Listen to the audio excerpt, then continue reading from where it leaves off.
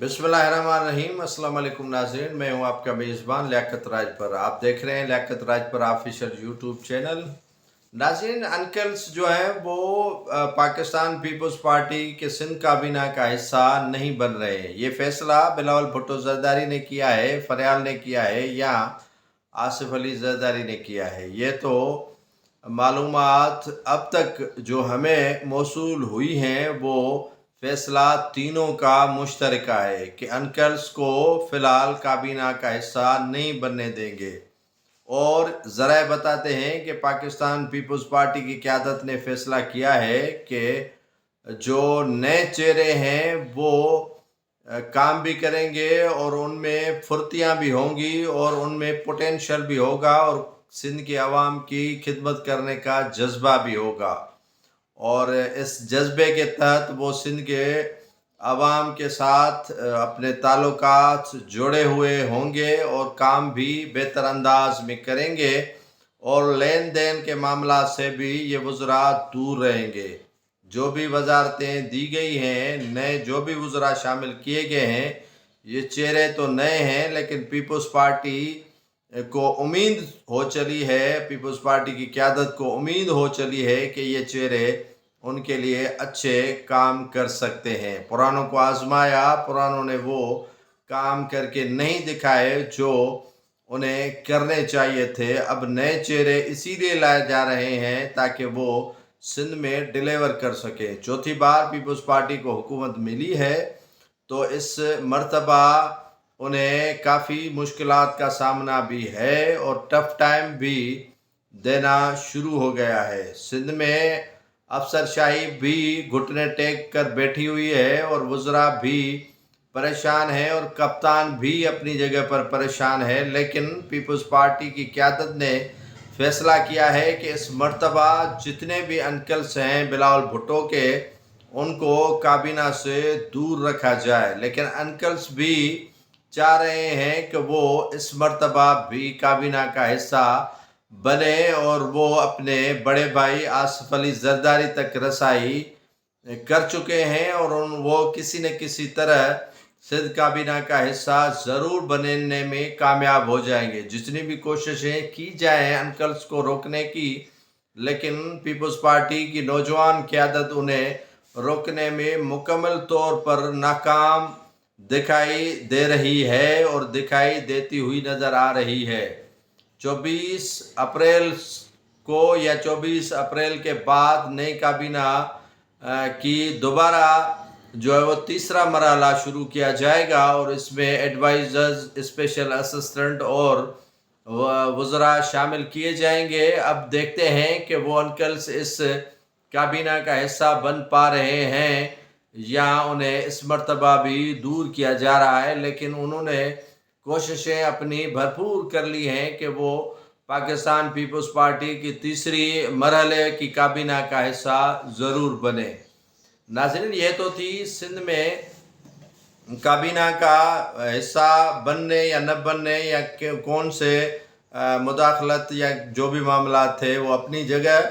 लेकिन सिंध में जो गंदम के लिए सरकारी बारदाना है वो नहीं मिल रहा। काफ़ी आबादगार परेशान हैं और बड़े बड़े जो काश्तकार हैं, आबादगार हैं, वो मुंह पीट रहे हैं कि इस मर्तबा उन्हें यहाँ गंदम की जो सरकारी गोदामों तक रसाई है उनके लिए बारदाना मुहैया करके नहीं दिया जा रहा है। बारदाना कहाँ गया, किसके पास है, ये तो फूड इंस्पेक्टर भी नहीं बता रहे कि उनके यहाँ बारदाना किसको मिला है, किसको नहीं मिला है। अब तो काफ़ी जो मुंतखब नुमाइंदे हैं उनको भी बारदाना इस मर्तबा नहीं मिला है। काफ़ी अजला में काश्तकारों ने रोना धोना शुरू कर दिया है कि उन्हें यहाँ पर जो गंदम के हवाले से बारदाना है वो नहीं मिल रहा है और सरकारी रेट पर कैसे वो अपनी गंदम जो है वो गोदामों तक पहुँचाए। अक्सर जो बारदाना मिला है वो काश्तकारों के बजाय व्यापारियों को दिया गया है जो गंदम सस्ते दामों पर काश्तकारों से ख़रीद करके और महंगे दामों पर सरकारी रेट्स पर जो है वो पहुंचा देते हैं वहां पर। तो इस पर भी जो है वो सिंध के कप्तान को थोड़ी नज़र डालनी पड़ेगी।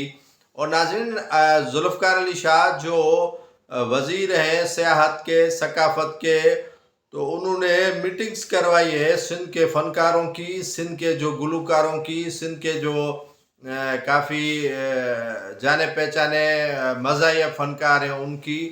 लेकिन जो हकीकी फ़नकार हैं, जो हकीकी अदाकार हैं, जो हकीकी सदाकार हैं, उनको नज़रअंदाज किया गया है और उन्हें शामिल ही नहीं किया गया है, और वो रो रहे हैं कि हमें शामिल नहीं किया गया है। और ये फेसबुक की फ़नकार जो हैं वो ज़रूर शामिल किए गए हैं, और यूट्यूबर फ़नकार जो हैं वो शामिल किए गए हैं। लेकिन जो सिंध के आवाज़ों को जगमगाते हैं और सिंध के सफ़ीर के तौर पर आवाज़ दुनिया तक पहुंचाते हैं, उन फ़नकारों को नहीं मदऊ किया गया। और सारे जो डिजिटल फ़नकार थे उनको बुलाया गया है, लेकिन सूफियाना फ़िक्र रखने वाले फ़नकारों को और दूसरे जो अदाकार हैं पुराने, उनको नज़रअंदाज कर दिया गया है। तो इस पर भी जुल्फ़िकार अली शाह साहब को गौर और फ़िक्र करना पड़ेगा कि कौन से फ़नकार महरूम हैं और कौन से सदाकार अदाकार टीवी के एक्टर्स जो बिस्तरे मर्ग पर पड़े हैं, उनकी जो पुरसाने हाल बने और उनका ख्याल करें। नाज़रीन, कल जो बात खिताब था मुश्तरका इजलास से आसिफ अली जरदारी सदर ममलकत का, उसमें बड़ी हंगामी आराई जो की गई थी PTI की जानिब से, और मुख्तलिफ जो आवाज़ निकाले गए थे और शदीद हंगामा किया गया था।